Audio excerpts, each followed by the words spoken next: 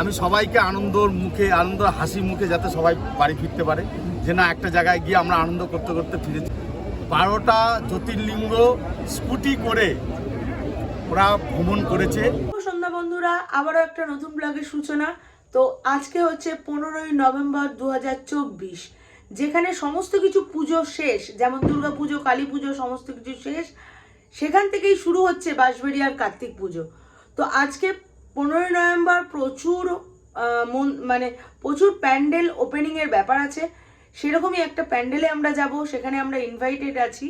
তো সেখান থেকে আমাদের আমন্ত্রণ জানিয়েছেন যিনি, তার সাথেও কথা বলবো, কি প্যান্ডেল হচ্ছে না হচ্ছে সমস্ত কিছু থাকছে এই ভিডিওটাতে, দেখতে থাকো। এর পর বাঁশবেড়িয়ার ঐতিহ্যপূর্ণ কার্তিক পুজোকে নিয়ে প্রচুর ভিডিও আসতে চলেছে।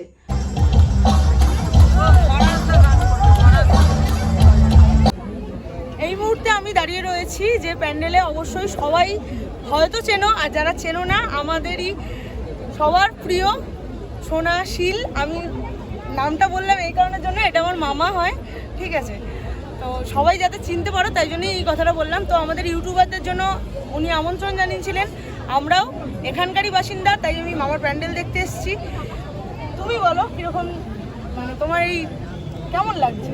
আমার প্রথম কথা, আমি ইউটিউবারদের বলেছিলাম যে এই প্রোগ্রামে আসার জন্য। আমি কেন আসতে বলেছি, বিভিন্ন জায়গায় এই বার্তাটা পৌঁছানোর জন্য, যে সবাই এসে দেখুক একটা সুন্দর পরিবেশ তৈরি আমরা করেছি, আর এই পরিবেশের মাধ্যমে একটা শান্তির বার্তাও পৌঁছাচ্ছি। আর একটা যে নতুন চমক দিয়েছি, যে এরকম সব জায়গায় আমি হোক, যে আমি যেমন চমক দিয়েছি একটা ফুচকা খাওয়ার জন্য ভাই বোনদের জন্য, আমি সেই জায়গা থেকে দাঁড়িয়ে আমি সবাইকে আনন্দ হাসি মুখে যাতে সবাই বাড়ি ফিরতে পারে, যে না একটা জায়গায় গিয়ে আমরা আনন্দ করতে করতে ফিরেছি। আর একটা খুব আজকে এসে জানলাম, আমার এই যে ভাগ্নি, আমার দিদির মেয়ে, 12টা জ্যোতির্লিঙ্গ স্কুটি করে ওরা ভ্রমণ করেছে। আমি এই যারা একসাথে সবাইকে আমি একদিন প্রোগ্রাম করে আমি একটা সম্বর্ধনার আয়োজন করব, এই জন্য আমি সবাইকে আগাম আমন্ত্রিত জানাই। আর একটা কথা, বাঁশবেড়িয়াকে নতুনভাবে চিনিয়েছেন কিন্তু এই মামা না থাকলে বাঁশবেড়িয়াকে কার্তিক পুজো হিসেবে কেউই চিনতো না। একদম সবার আশীর্বাদ আছে, তাই অবশ্যই আশীর্বাদ, আমাদের ছোটদের ভালোবাসা সবকিছু আছে। তো যাই হোক, প্যান্ডেলটা আমরা এবার ঘুরে দেখবো, চলো আমাদের সাথে। এত লাফালাফি কি বলবেন? প্রথম কথা হলো, পুজো তো প্রত্যেক বছরই এরকম উদ্দীপনা থাকে, হ্যাঁ। আর আজকে যেটা চমক দিয়েছি সেটা হলো ফুচকা। ভাই বোনরা পুজো নিয়ে তো আনন্দ তো থাকে, কিন্তু সবার আগে যে ফুচকা জিনিসটা তো সবাই পছন্দ করে, তাই আমি এবার ভেবেছি যে ফুচকাটা দিয়েই সবার মুখে হাসি ফোটাবো, এই জন্যই ফুচকাটা এবার চমক দেওয়া হয়েছে। কত ফুচকা রয়েছে? প্রায় 2 লাখের কাছাকাছি ফুচকা ছিল। আমাদের মধ্যে উপস্থিত সবাইকে ফুচকা খাওয়ার জন্য নেমন্তন্ন করেছিল সোনা মামা। ভিড়টা দেখে না মাথাটা পুরো খারাপ হয়ে যাচ্ছে, কেউ চান্স পাবে বলে মনে হচ্ছে না। যদিও আমরা ফুচকার জন্য আসিনি, ফুচকা খেতে ভালোবাসি, বাট এখানে প্রায় 7-8টার বেশি মনে হয় স্টল বসিয়েছে, আর খেতে গেলেও আমরা চান্স পাবো না। প্রচন্ড ভিড়, মারপিট চলছে এখন। মানে পূজা প্যান্ডেল দেখার থেকেও ফুচকার লাইন বেশি পড়ে গেছে। এই যে সারা মাঠে এই যে ভিড়টা দেখতে পাচ্ছেন, এটা পুরো ফুচকার লাইন দিয়ে, এটা হচ্ছে ফুচকার। বাপরে বাপ, এটা কি মানে কি হতে চলেছে? মানে ছোট ছোট আনন্দ, ঠাকুর দেখতে তো সবাই আসে, তার সাথে সাথে ফ্রিতে পাচ্ছে মফস্বলের মানুষ ছুটি, সেই জন্য আনন্দগুলো ভাগাভাগি করে দিচ্ছে সবাই সবার সাথে।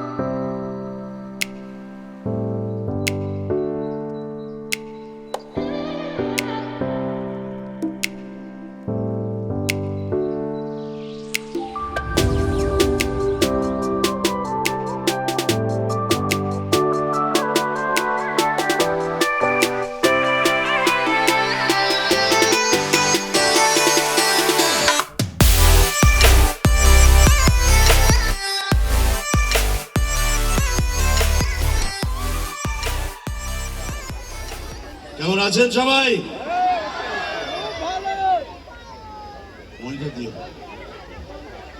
কিন্তু কথা আছে, গোপালের মাকে তো আনি না।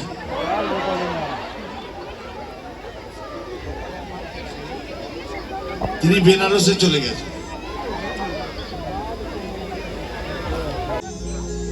বেদনার কলি তুমি দাও ভালোবেসে বধূ,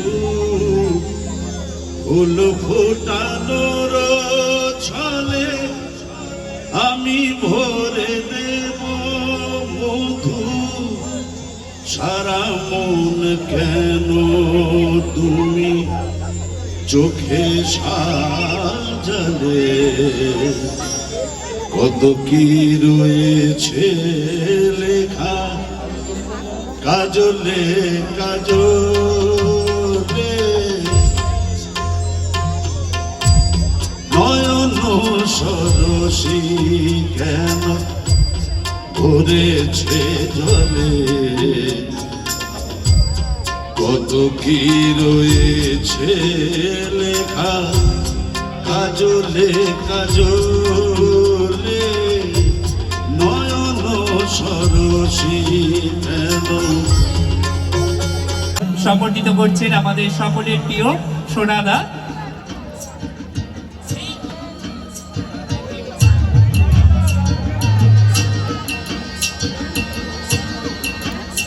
ওনাকে ব্যাজ, উত্তরীয় এবং পুষ্পস্তবক দিয়ে সম্বর্ধিত করছেন এবং একটি ছোট্ট স্মারক ওনার হাতে তুলে দিচ্ছে মিলনপল্লী সার্বজনীন নটরাজ পুজো কমিটির পক্ষ থেকে। এবং একটা জোরে হাততালি মিলনপল্লী সার্বজনীন নটরাজ পুজো কমিটির পক্ষ থেকে। এরপর আমরা সম্বর্ধিত করব আমাদের মধ্যে উপস্থিত ধীমান ভট্টাচার্য মহাশয়কে। অভিনেতা ধীমান ভট্টাচার্য মহাশয়কে আমরা মিলনপল্লী সার্বজনীন নটরাজ পুজো কমিটির পক্ষ থেকে সম্বর্ধিত করব।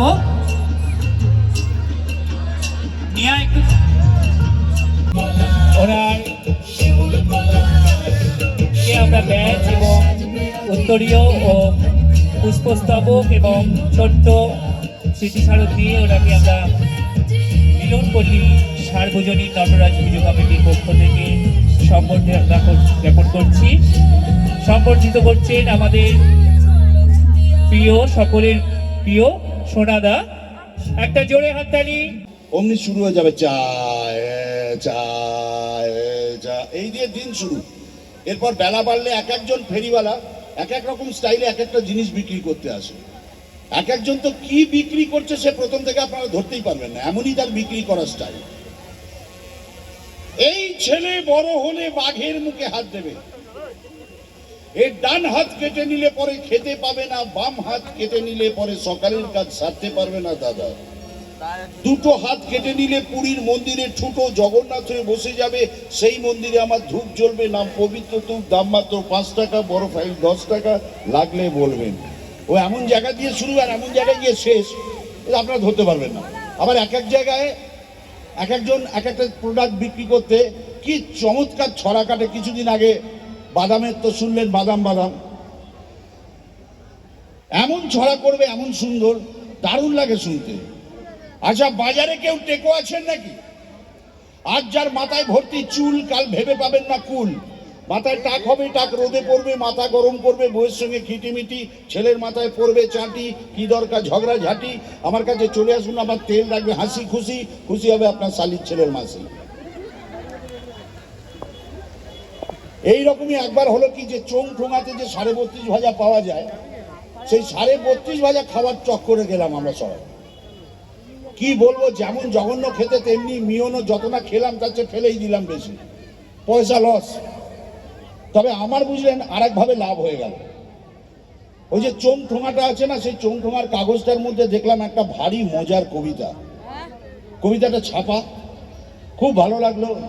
তো ট্রেনে বসে বসে এই কবিতাটা মুখস্থ করলাম, বন্ধুদের শোনালাম, তারাও খুব বললো ভালো। সেই থেকে বিভিন্ন অনুষ্ঠানে আমি এই কবিতাটা সবাইকে শোনাই। এখন আপনারা হয়তো অনেকেই সোশ্যাল মিডিয়াতে চোখ রাখেন। আমরা বেলা শেষে ছবি শুটিং করে ট্রেনের মধ্যে শুটিং করতে করতে বোলপুর থেকে ফিরছিলাম, তো বর্ধমানের মধ্যে আমাদের শুটিং শেষ হয়ে গেল। তো আমরা সবাই আইডল বসেছিলাম গাড়ির মধ্যে। তো তখন আমার মেয়ের চরিত্র যে বাচ্চাটি করলো, সে তখন একটুখানি নাচলো। এবার ঋতুপর্ণা দুটো গান শোনালো, শঙ্কর চক্রবর্তী একটা সুন্দর কবিতা শোনালো, মনামি একটা গান শোনালো, সৌমিত্র চট্টোপাধ্যায় উনিও তখন আমাদের সঙ্গে মেতে গিয়ে দারুণ চমৎকার একটা কবিতা বললেন। তা আমি ভাবলাম আমি কি বলি, তা আমার হঠাৎ মনে পড়লো এই কবিতাটা তো বললে হয়। তো সেই কবিতাটা তখন শুনিয়েছিলাম। কবিতাটার নাম আসল রাজা। এই কবিতাটা ছোটরা শুনতে খুব ভালোবাসে, আমি ওদের জন্যই বলছি। আর আপনারা যারা বড় আছেন আপনারা শুনুন, আশা করি আপনাদেরও ভালো লাগা উচিত।